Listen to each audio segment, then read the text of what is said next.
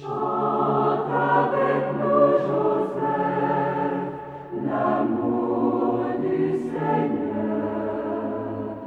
Chante avec nous, Joseph, chante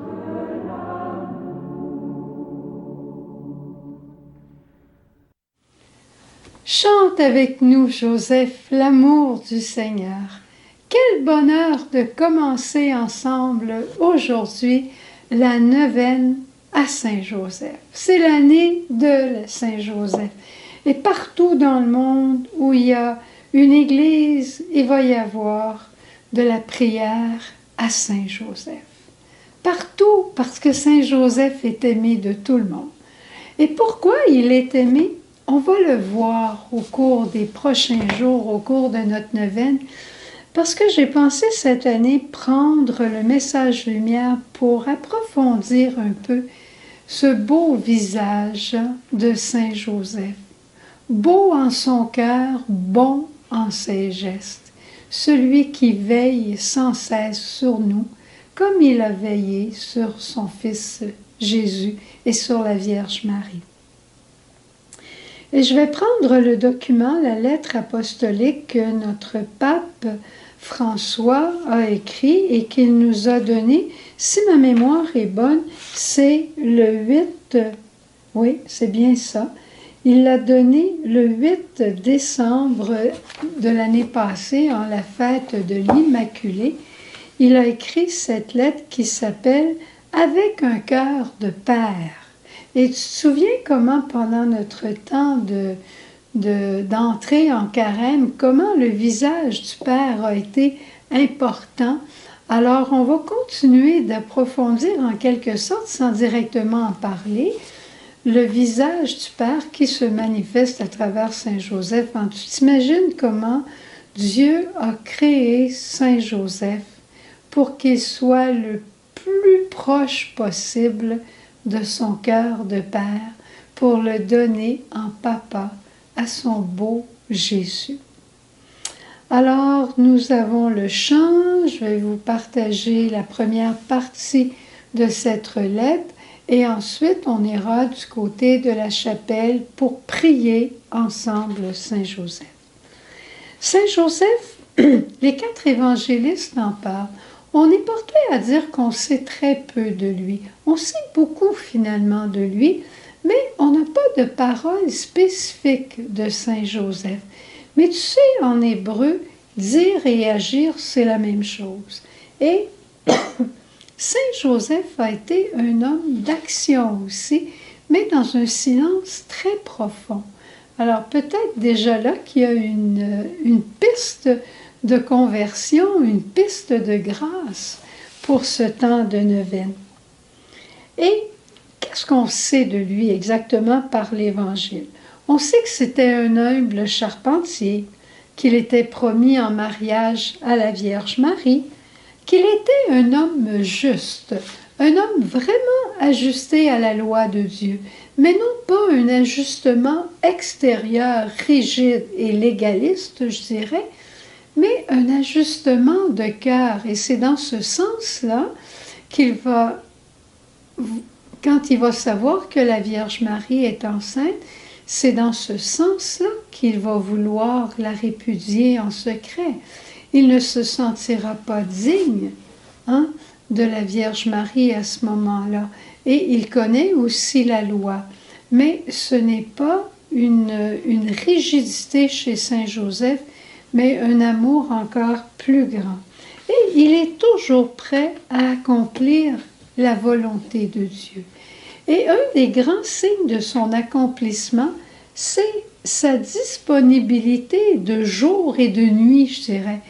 Joseph a eu 4 songes. 4 songes, c'est pas rien, et on les rapporte dans l'Évangile, et chaque fois, le Seigneur l'interpellait, lui demandait de poser un geste, et aussitôt dit, aussitôt fait, Joseph posait le geste qui lui était demandé.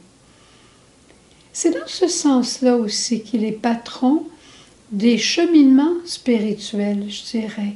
Parce qu'on ne chemine pas toujours dans le grand soleil puis dans la grande lumière. On chemine souvent de nuit et Joseph est là pour nous accompagner. Il sait ce que ça veut dire écouter le Seigneur même de nuit et réagir à ses demandes. Il va avoir des grands privilèges d'assister à la naissance de l'enfant, de voir les bergers, de voir les rois mages qui représentent les païens, qui représentent le peuple d'Israël.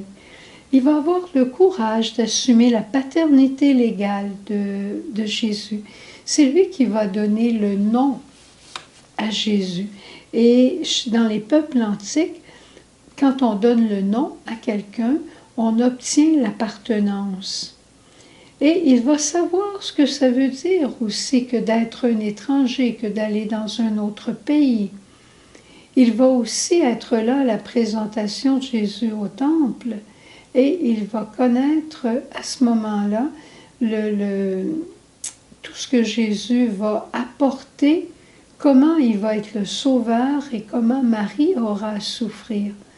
Qu'est-ce qu'il a compris? Son cœur a compris la douleur des deux personnes qu'il aimait le plus finalement. Et après, il va vivre humblement, je dirais presque en cachette, à Nazareth. Joseph, il a toujours occupé une grande place dans le magistère de l'Église. Et les papes, et en fait, tout le monde aime Joseph à cause de sa simplicité, à cause de sa rapidité d'exécution aussi quand on intercède auprès de lui, surtout Thérèse d'Avila. Et le pape Pie IX a déclaré Saint Joseph le patron de l'Église catholique. Le vénérable Pie XII l'a présenté comme le patron des travailleurs. Saint Jean-Paul II a reconnu en lui le gardien du Rédempteur. Et le peuple l'invoque comme le patron de la bonne mort, le patron des travailleurs. On en parlera tout à l'heure. Mais qu'est-ce qui fait que Saint Joseph, on l'aime tellement aussi? C'est parce qu'il est comme une personne ordinaire, un homme cheminant dans la foi avec son épouse Marie. Un homme qui a connu l'adversité, un homme qui a dû garder silence, un homme qui a obéi et qui a vécu modestement, humblement et de façon simple. Et à ce temps ici, le pape nous rappelle qu'à ce temps ici de notre histoire avec la pandémie puis tout ça, des grands héros, c'est pas ça qu'on recherche.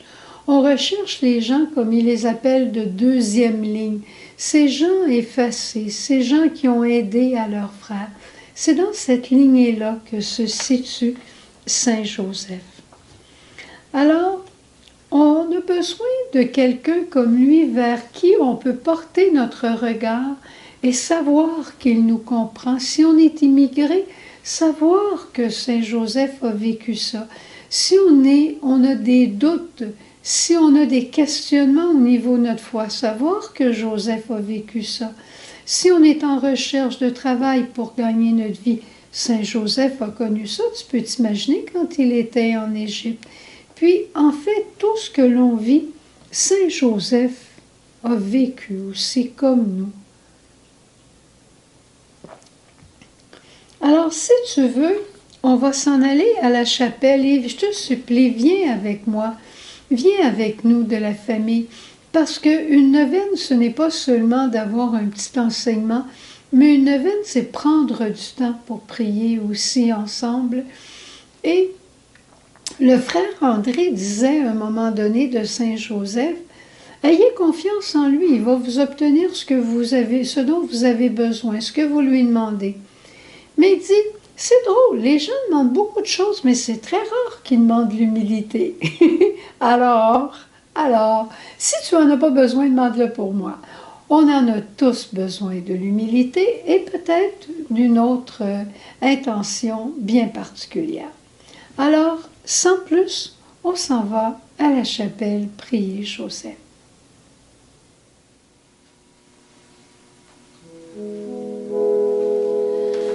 Noble époux de Marie, digne objet de nos chants, notre cœur t'en supplie. Veille sur tes enfants. Veille, veille sur tes enfants. Veille, veille sur tes enfants. Le Sauveur sur la terre reçut tes soins touchants. Toi qui nommas son Père, veille sur tes enfants. Veille, veille sur tes enfants. Veille, veille sur tes enfants.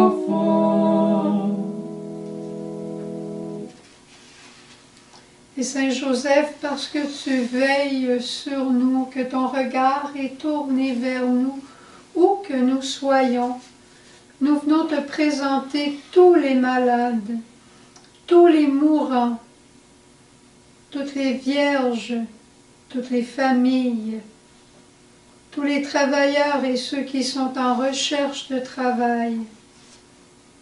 Tu es patron de l'Église et on te présente notre Église avec ses besoins. Tu es la terreur des démons et on te demande de libérer ceux qui ont le plus besoin d'être libérés. Tu es le patron de la vie intérieure et fais-nous cheminer vers notre Dieu dans la foi que tu as vécue avec la Vierge Marie. Et comme disait le frère André,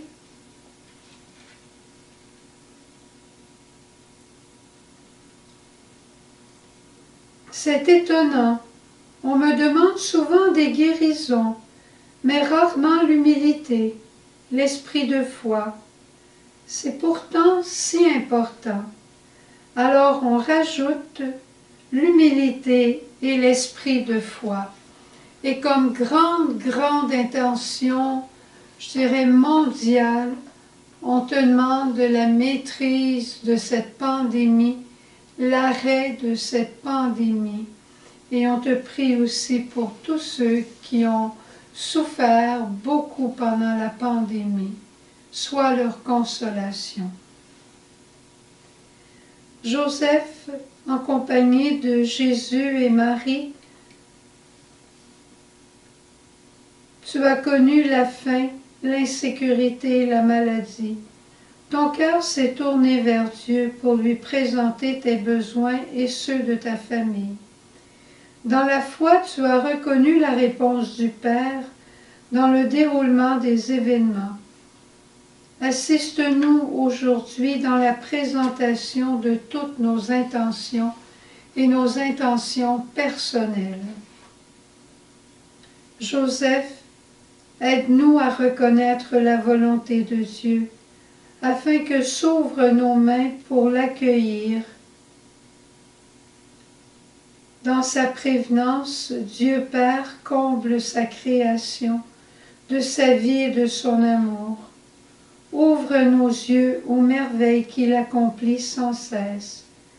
Aide-nous à trouver le sens véritable de notre demande, afin que nous découvrions que nous sommes les enfants bien-aimés de Dieu.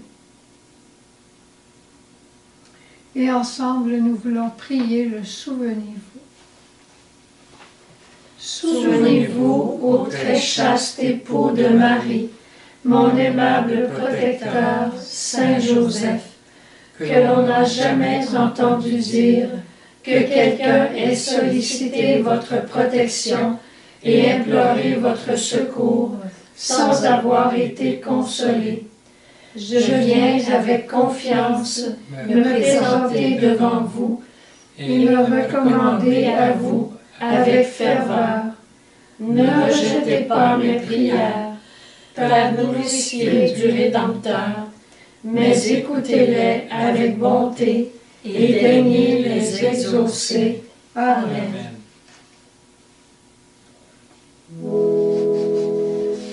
Dans l'époux de Marie, digne Dieu de nos chants, notre cœur t'en supplie. Marie, veille sur tes enfants. Veille, veille sur tes enfants. Veille, veille sur tes enfants. Laisse ton pain sur la terre, reçu tes soins touchants.